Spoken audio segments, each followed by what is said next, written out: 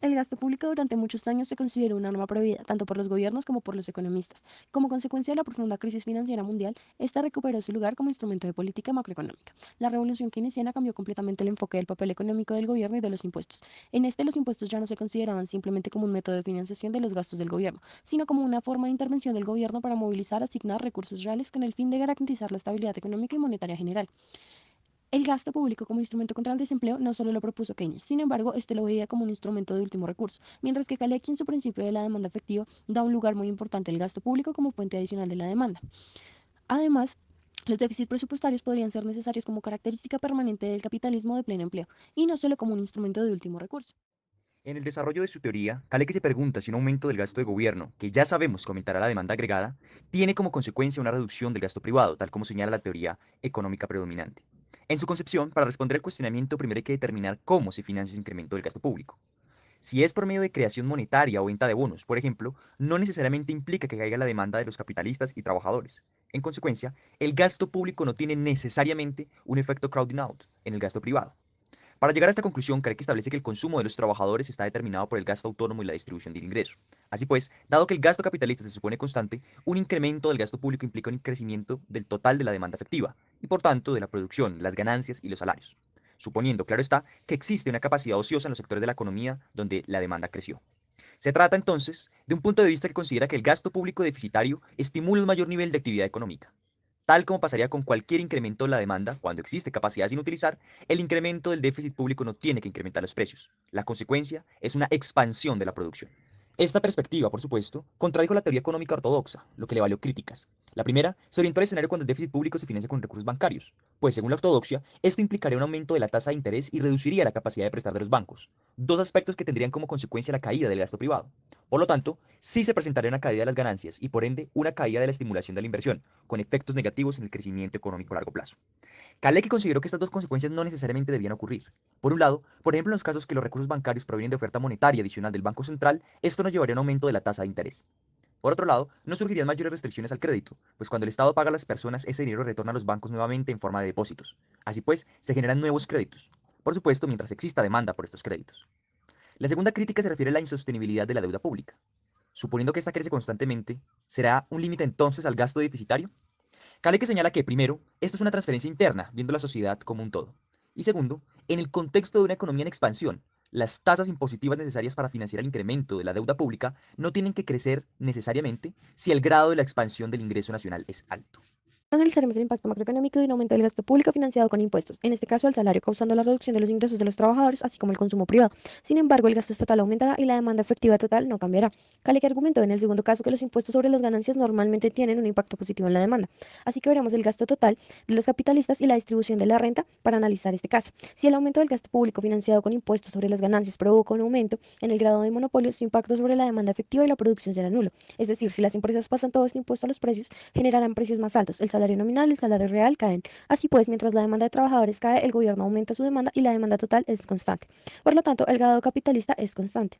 Así pues, a mayor demanda derivada del aumento del gasto público se verá compensada con la caída de la demanda debido a un poder adquisitivo menor de los trabajadores.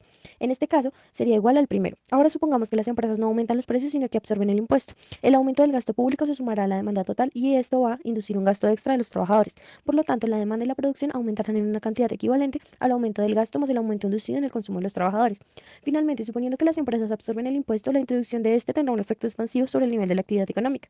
Así, Kalecki identificó un efecto beneficioso adicional de gravar las ganancias, ya que este modifica la distribución de la renta a favor de los trabajadores y aumentará en proporción al aumento de la producción y los beneficios representarán ahora una parte menor de una producción mayor.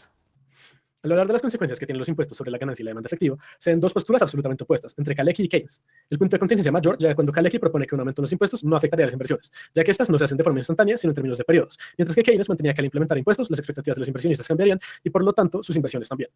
Ya hemos visto en capítulos anteriores que en este caso Kalecki tenía razón, como se ven en estudios presentados en el capítulo 2, explicando los patrones de inversión privada y cómo no se verían afectados.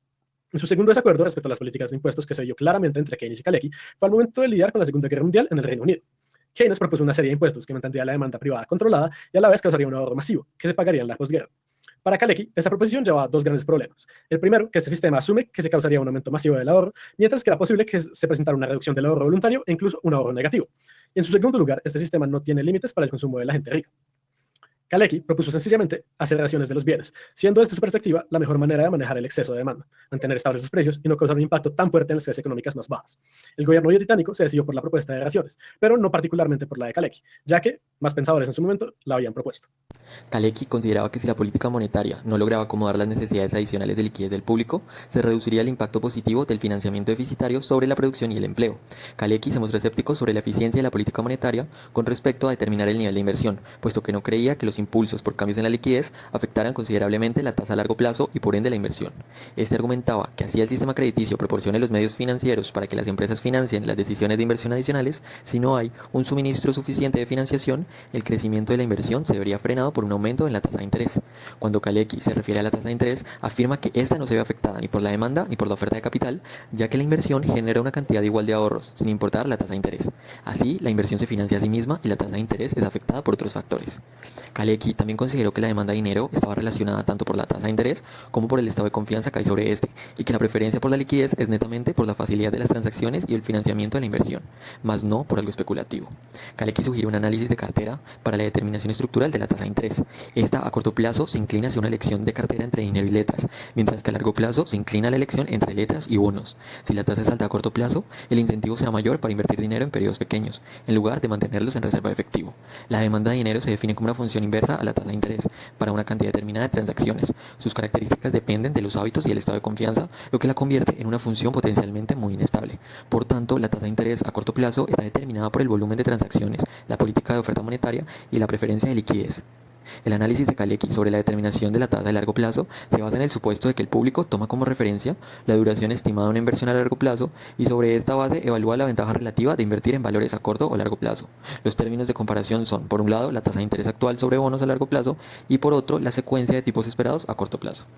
Los desarrollos teóricos de Kalecki, por supuesto, no fueron ajenos a la realidad concreta de su tiempo. El autor anticipó el efecto del plan económico de la Alemania nazi. Para esto, fue el primer economista en utilizar el principio teórico de la demanda efectiva para estudiar esta época histórica de Alemania. También utilizó su teoría para examinar el caso de los países capitalistas avanzados, como Estados Unidos. Para esto, por un lado, separó los componentes del ingreso nacional para determinar el efecto de cada uno en el cambio del volumen de este, el volumen del ingreso nacional. Por otro lado, analizó el impacto del gasto público en la demanda efectiva.